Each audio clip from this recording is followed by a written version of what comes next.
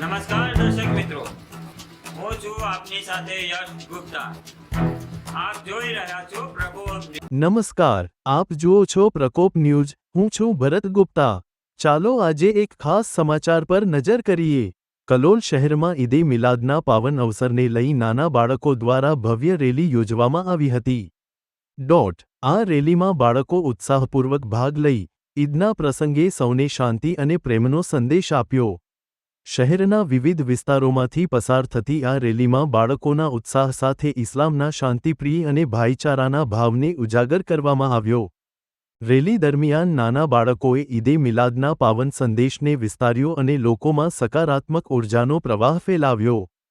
આ સમગ્ર કાર્યક્રમને કવર કર્યું છે અમારા કેમેરામેન સરફરાજ ભટ્ટીએ. વધુ વિગતો અને અન્ય અહેવાલો માટે જોતા રહો પ્રકોપ ન્યૂઝ પર. હું છું ભરત ગુપ્તા. તમારો ધન્યવાદ.